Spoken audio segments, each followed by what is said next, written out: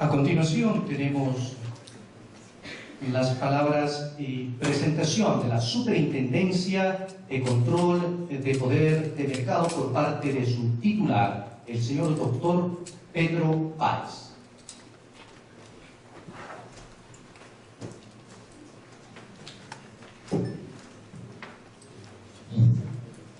Muchísimas gracias, buenos días a todas, a todos. Estoy muy contento de estar por segunda vez en esta aula y en este proceso de consolidación de una alianza estratégica, espero, con la Escuela Politécnica Nacional, que forma parte de todo un esfuerzo, que forma parte de todo un esfuerzo que estamos haciendo a nivel nacional. Ahí está mi teleprompter no me está funcionando bien. Que forma parte de todo un esfuerzo a nivel nacional de contactos concretos con las universidades, no solamente con las universidades estatales, pero haciendo un énfasis en ese esfuerzo que sin duda es doloroso, pero absolutamente necesario para la superación, para el salto cualitativo en la Universidad Nacional. No se puede entrar con pie firme al siglo XXI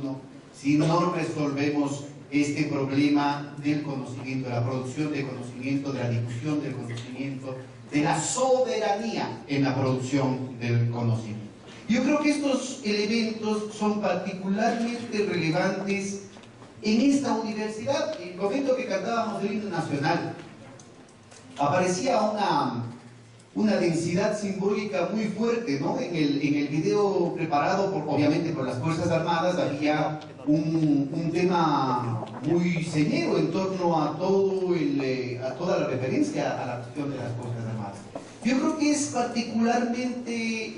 importante que esta universidad trabaje de manera muy profunda, muy sentida, el tema de la soberanía, con el tema del conocimiento, el bien común y el desarrollo. Son temas absolutamente ligados, íntima, orgánicamente vinculados, porque la raíz del problema que tenemos que afrontar está precisamente en ese pecado original que viene de la violencia, del hecho de la violencia de la conquista. La asimetría militar que permitió la ruptura de ese mosaico de formaciones sociales, de modos de vida, de modos de producción y de vida que existían aquí en América Latina, en la que probablemente ni siquiera el tema de la civilización material podía ser la prioridad, pero que sin embargo, de distintas modalidades, se generaba una integración orgánica, una unidad orgánica entre la producción y el consumo, entre el mundo de las ideas y el mundo de lo material. Es la violencia del hecho colonial, ¿no es cierto?, la que rompe a sangre y fuego en un genocidio que hizo desaparecer en cosa de 60 años el 90% de la población en el territorio de lo que era el Ecuador. Hoy es el Ecuador el que rompió esa relación orgánica. Desde la imposición por la fuerza del monopolio colonial, se establece una reorganización del espacio con la estructuración sobre la base de mercedes reales del monopolio de los medios de producción, del monopolio de los activos productivos fundamentales de la época, básicamente en torno a la tierra y a las minas. Y desde el monopolio colonial, bajo la narrativa del libre mercado, ya para entonces ya se hablaba de libre mercado, se establecía por ley qué es lo que podíamos producir, qué es lo que no podíamos producir, qué es lo que teníamos que importar desde el norte. Ahí se rompe esa unidad entre producción y consumo y se establece una vinculación dependiente con el mercado mundial, en el que no solamente se estructura secular, perennemente, un déficit estructural en nuestra balanza comercial. Si nos dicen qué es lo que podemos producir y nos ponen a producir aquellas cosas que van a imponer que sean baratas en el mundo, y nos imponen qué es lo que tenemos que comprar, y precisamente lo que tenemos que comprar va a venir con una ventaja gananciosa enorme para quienes reciben el monopolio de la importación por concesión real, tenemos estructurado en nuestra matriz productiva el eje, ¿no es cierto?, de lo que constituirá nuestra enfermedad por siglos, el hueco entre lo que compramos y lo que vendemos. Pero si ustedes se ponen a averiguar bien la cosa, miren cómo se vincula el tema del monopolio de la violencia, de la asimetría en el tema de la violencia, de la derrota militar de nuestros pueblos, con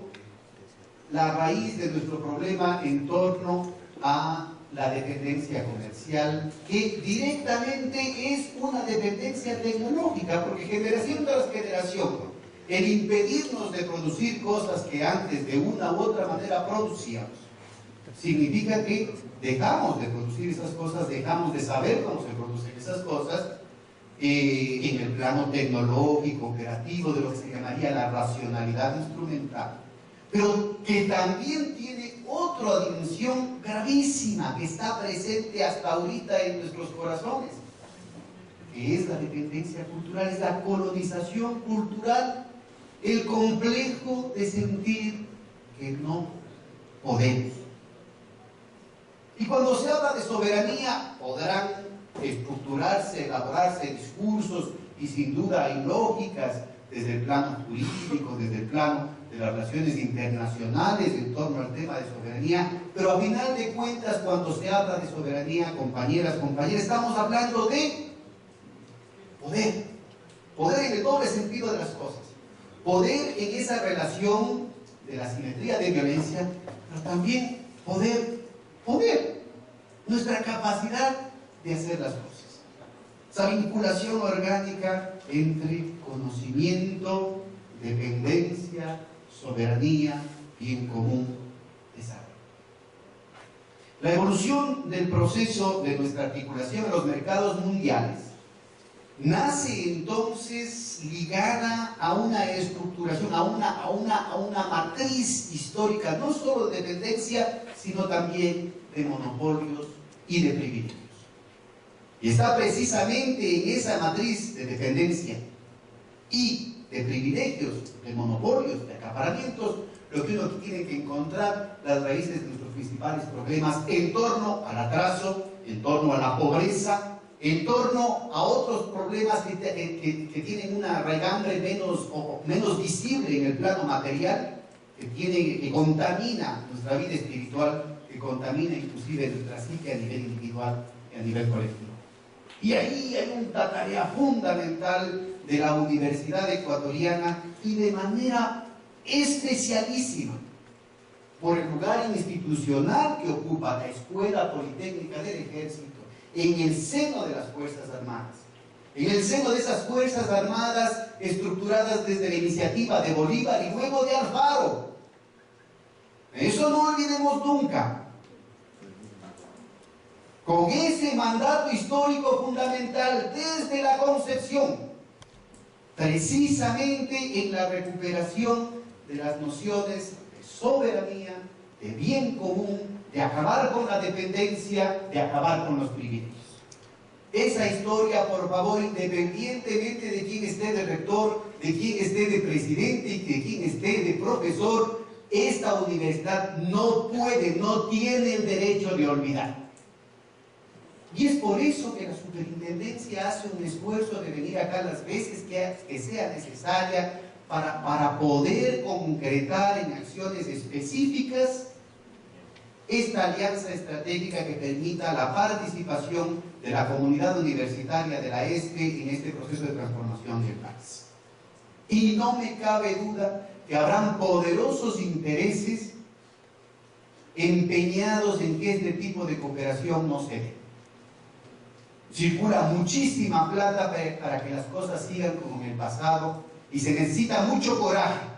El coraje que creo que tienen acá los uniformados patrióticos y también los profesionales y también los estudiantes para decir: el pasado sigue siendo una fuente de frustraciones y tenemos que construir una patria que nos incluya a todos. El simbolismo de las banderas y del himno nacional no se constituya en una catarsis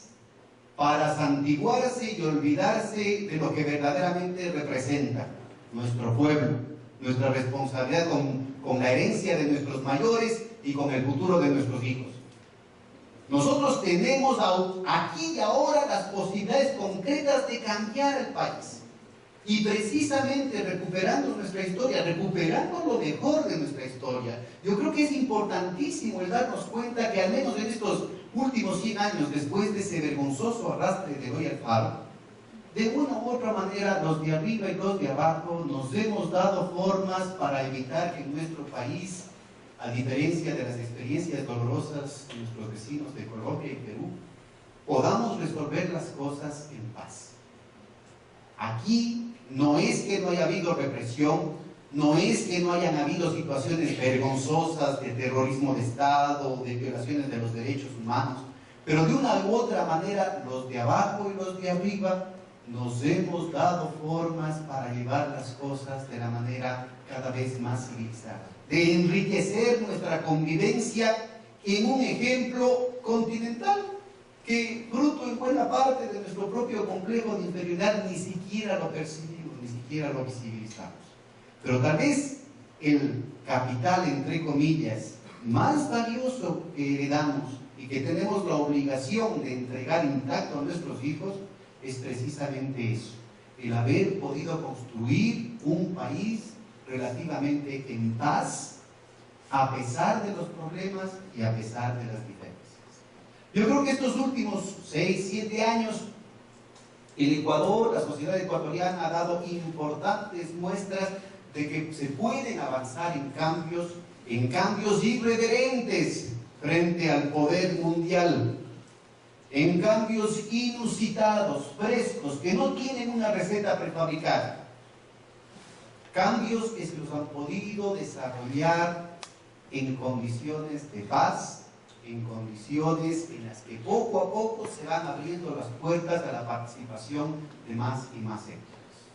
Lastimosamente, las raíces estructurales de esa matriz histórica, ¿no es cierto?, de dependencia y de privilegios, nos marca los ritmos, nos marca las limitaciones y nos marca los caminos, precisamente en esta situación cíclica en el que el eje de nuestras capacidades internas sigue siendo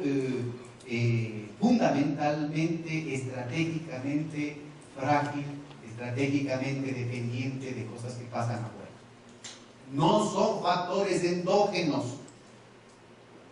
los que garantizan las condiciones reales, efectivas, más allá de cualquier retórica y de cualquier discurso, de la estabilidad, de la continuidad, no solamente de los procesos macroeconómicos, financieros, sino de los procesos democráticos y sociales de nuestros países. Y esto es fundamental que se lo estudie de manera científica para poder aportar con soluciones científicas a la solución de esos problemas. El problema de la violencia original, el problema de la asimetría en el monopolio de la fuerza, tiene que ahora expresarse en relaciones concretas de liberación en el campo del conocimiento, del poder. Y por eso la Escuela Politécnica del Ejército tiene, conjuntamente con toda la Universidad Ecuatoriana, una responsabilidad fundamental. Y los tiempos se están acortando. Inmersos como estamos en la vorágine de esta crisis de civilización a nivel mundial, inmersos como estamos en una situación de debilidad, de dependencia pasiva en muchísimos flancos, frente a este proceso de desintegración aceleradísima de las conquistas civilizatorias de la humanidad de los últimos siglos, frente a esta vorágine de deterioro aceleradísimo de los valores, de las instituciones, de las normas más elementales de convivencia en el norte, fruto de la corrupción, de la incompetencia, de la insensatez de apostar todas las posibilidades del desarrollo de las convivencias en esa locura especulativa basada en los derivados financieros, de los paraísos fiscales, en el dogma, ahí está nuevamente el tema de la colonización mental, en el dogma del libre mercado, en el dogma de las fuerzas del mercado invisibles, omnisapientes, omnipresentes, que han reemplazado a todo tipo de religiones, en la insensatez de continuar adorando a este Dios Mamón, que está exigiendo hasta sacrificios humanos cada vez más masivos, es fundamental la contribución que la Universidad Ecuatoriana puede dar. Precisamente porque en la lucidez de las propuestas técnicas, científicas, podrían abrirse nuevas puertas de negociación, de diálogo, de construcción de alternativas, rompiendo con esa lógica de que el pedazo de torta que yo me como es el pedazo de torta que te quito de la boca. Porque hay opciones aquí y ahora para presentar horizontes de ganar a todos los actores involucrados. Y es precisamente allí lo que la propuesta de la Superintendencia de Control del Poder de Mercado tiene una cantidad de facetas en las que podríamos trabajar, desde los intereses concretos de cada una de las ramas profesionales, desde los intereses inclusive individuales de todos los compañeros que están aquí queriendo culminar sus carreras. Entonces estamos proponiendo toda una serie de propuestas de líneas de investigación que directamente apunten a esta confluencia de los temas de soberanía, de bienestar, del bien común, de conocimiento, de redistribución, de cambio, de paz, que pueden irse definiendo con mucha viabilidad en el aquí y en el ahora. Están presentes las posibilidades de líneas de investigación concretas en elementos que permitan una integración mucho más efectiva e inmediata del aparato productivo, grande y pequeño, capitalista y no capitalista, involucrando la pequeña y mediana producción a otras formas, a otras lógicas productivas ligadas no a la acumulación por la acumulación o a la ganancia por la ganancia, sino vinculadas a la vida. La forma como el padre de familia, como la comunidad se organiza de manera muy creativa para defender su subsistencia, y que necesita, y que hoy por hoy desde la ideología, desde esa colonización mental que viene desde arriba y desde afuera, ¿no es cierto?, se asume como ineficiente, como absolutamente irresponsable, como informal, con cualquier tipo de formas peyorativas, y que sin embargo forma parte de esos canales todavía limitados, ¿no es cierto?, intersticiales, en que la energía creativa de la gente está desenvolviéndose aquí en el país. Creemos que es posible articular de otra manera esas energías productivas que hasta ahora han estado fundamentalmente bloqueadas, precisamente con un nuevo diseño de funcionamiento de los mercados, regulando, controlando el abuso del poder de mercado, con un nuevo diseño del Estado, en esa promesa que hace el presidente cuando gana la reelección hace pocos meses, que dice que es necesario transformar a ese Estado burgués, a ese Estado que ha representado a las élites, en un Estado que verdaderamente represente al interés del conjunto de la nación, y al mismo tiempo en un proceso de transformación de los mecanismos de generación de conocimiento y de aplicación del conocimiento. Yo creo que aquí, y con esto vamos acabando la cosa, compañeros, aquí yo creo que está la clave del asunto.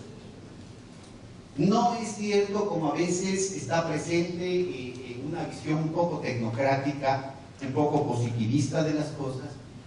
el que hay una relación directa en términos de las capacidades, del know-how, como se lo plantea, ¿no?, las capacidades técnicas y su aplicación directa al proceso productivo. Hay lógicas sociales y productivas muchísimo más complejas que condicionan la generación, el flujo, la disponibilidad y la efectividad de ese conocimiento en términos de su aplicación productiva y en términos de su impacto efectivo en las condiciones de vida y de bienestar de la gente. Hace miles de años, digamos, durante todo el proceso de formación de la humanidad, normalmente si se producía papas o si se cazaba, ¿no es cierto?, para generar alimentos, para poner a disposición alimentos, era para resolver una necesidad, la gente tenía hambre. Pero a partir de cierto momento en el desarrollo de la humanidad, no es que se produce papas o se produce carne para satisfacer una necesidad, sino primero porque hay un mercado. Es un tema fundamental.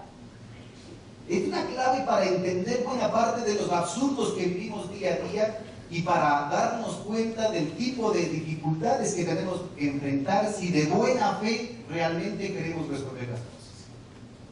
No es que se producen papas porque la gente tiene hambre, sino que se producen papas porque se tiene un mercado para venderlas. O se producen zapatos porque se tiene un mercado, no porque la gente esté descalza. Hoy por hoy hay millones de seres humanos que están muriendo de hambre, cuando al mismo tiempo los estados, y sobre todo los estados del norte, la Unión Europea, los Estados Unidos dan subsidios gigantescos para que se queden alimentos en calidad de agrocombustibles. Yo no estoy hablando de situaciones marginales, estamos hablando en el caso de Estados Unidos del 40% de la producción de cereales. Así de sencilla es la cosa. El desarrollo del mercado genera una situación en la que poco a poco ya ni siquiera es suficiente el hecho de que exista un mercado para producir esas papas. Tiene que encontrarse un mercado rentable, que genere una ganancia de determinada magnitud para hacer viable la producción de las papas. Y lastimosamente, en este proceso complejísimo, no lineal, importantísimo el que estemos aquí en la Politécnica, entender los procesos no lineales y hasta caóticos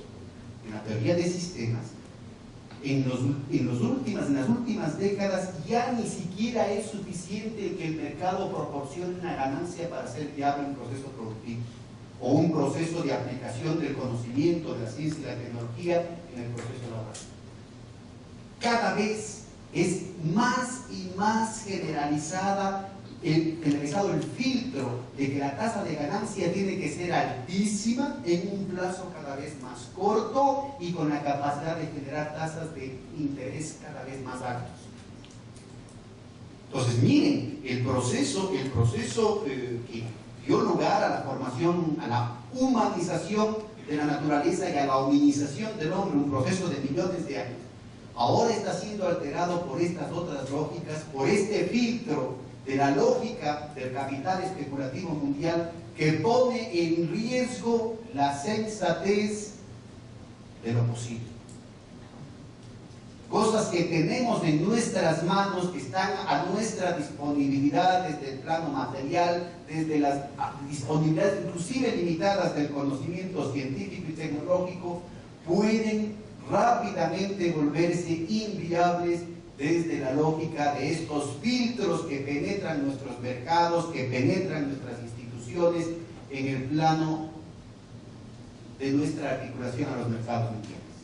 Y por eso, nuevamente, lo fundamental de la participación, de la contribución de una universidad, específicamente como la de ustedes, está cumpliendo 91 años, con esta tradición de construcción institucional desde las necesidades de pelear por la soberanía, de pelear por la independencia, de pelear por el bien común.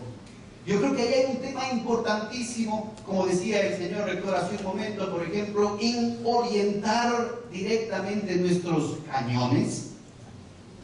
hacia ubicar concretamente cuáles son las patentes que están disponibles para aplicarlas directamente en el aparato productivo, grande y pequeño, capitalista y no capitalista. El apuntar nuestros cañones a encontrar cuáles son los espacios legales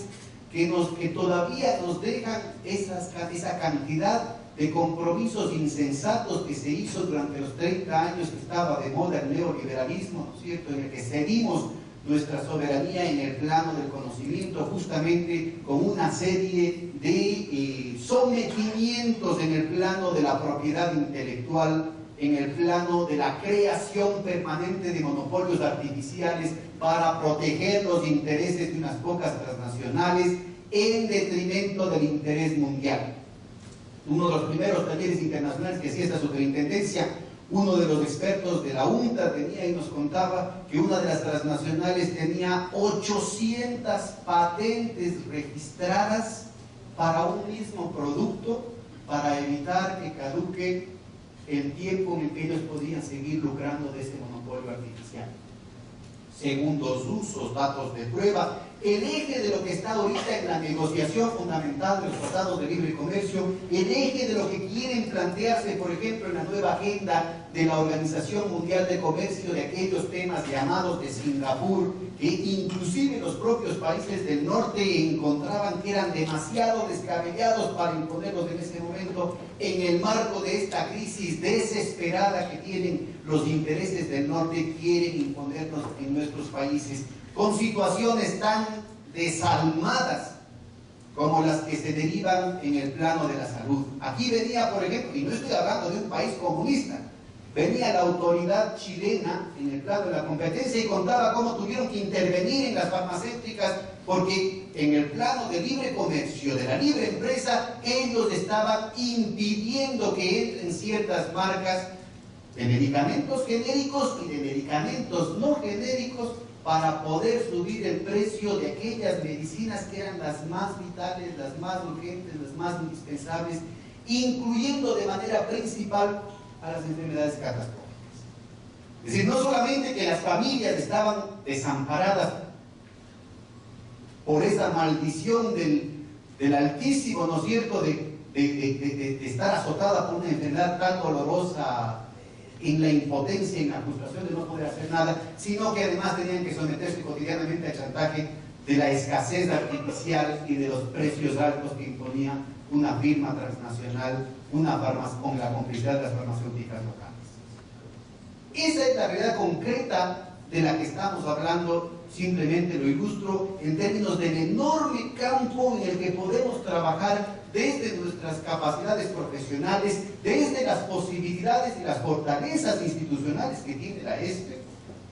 en torno a la contribución de soluciones específicas, concretas, inmediatas, para mejorar la situación de nuestro país, para hacer que esta patria realmente nos incluya a todos, sea el hogar de todos y al mismo tiempo contribuya a establecer este proceso de manera sostenible. Yo creo que estas cuestiones se las puede resolver en lo inmediato. Nosotros estamos desde hace tiempo insistiendo en la posibilidad de líneas de investigación, de temas de tesis y del respaldo, no solamente de todo el staff técnico de la superintendencia, sino de una red de expertos internacionales. En estos menos de 10 meses de existencia de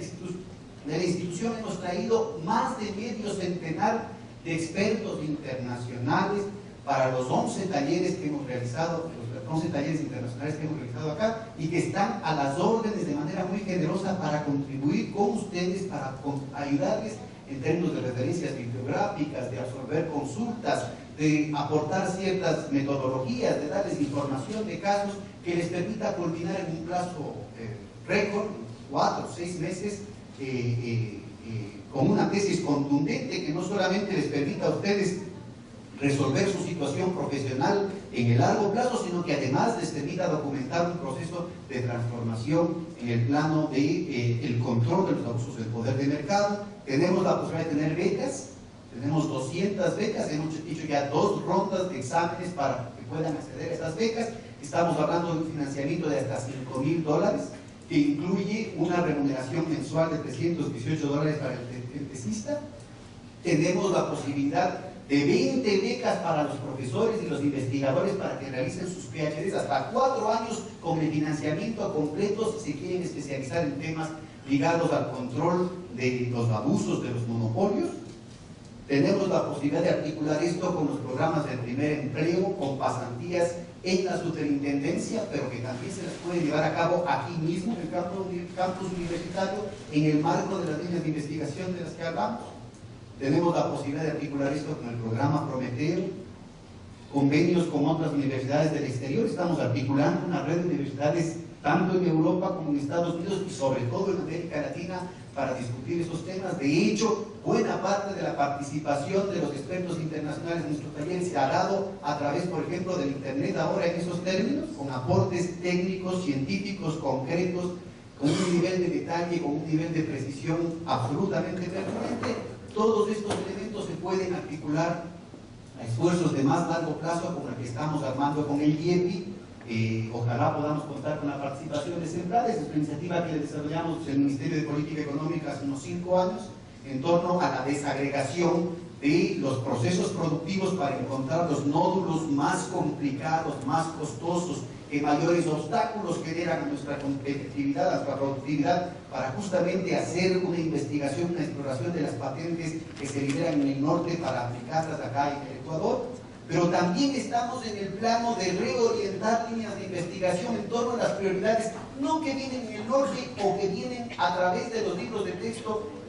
anidados, ¿no es cierto?, en los pensums de estudio, sino que se corresponden a las necesidades de liberación, de emancipación de esas raíces históricas de las que hablábamos hace un momento. Y estamos al mismo tiempo con un arsenal de posibilidades inmediatas en el plano de la transaccionalidad y del crédito que permitirían hacer efectivas esas iniciativas en el aquí y en el ahora. Compañeros, estamos a las órdenes, ojalá podamos concretar ese tipo de iniciativas de manera inmediata, insisto, para resolver su problema individual en sintonía directa con las necesidades del país, y ojalá podamos impedir que las presiones, las amenazas y las movidas de los que sabemos diluyan iniciativas como estas. Muchísimas gracias por su atención. De control de poder de mercado. Los jóvenes con frecuencia solo aparecen como una referencia marginal en medio de los discursos o análisis más amplios, como una nota de pie, como una mención simpática. Merecen mucho más que eso. Los jóvenes latinoamericanos, cerca del 40% de la población y de la región, pero no solo es ese peso cuantitativo, son el mayor agente de cambio potencial. Tienen una más alta disposición que cualquier otro sector social a comprometerse con causas nobles, con ideales, con retos colectivos. Están casi expectantes de ser convocados a ello.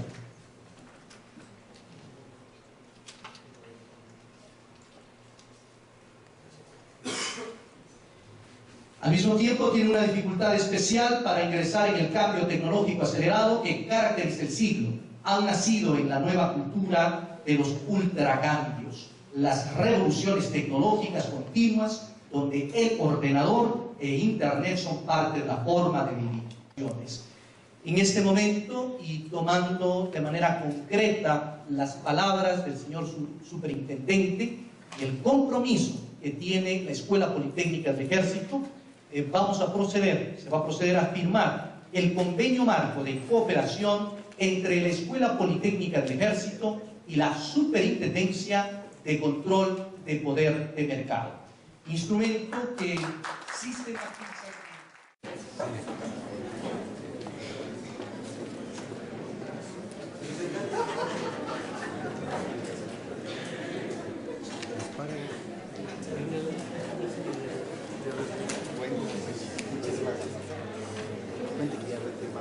este compromiso, y el señor rector también pues ha suscrito el convenio. Lamentablemente situaciones de tener otro evento también en el estado de la Mariana, pero agradecemos de sin manera al doctor Pedro Páez por esa voluntad, una autoridad de alto rango del gobierno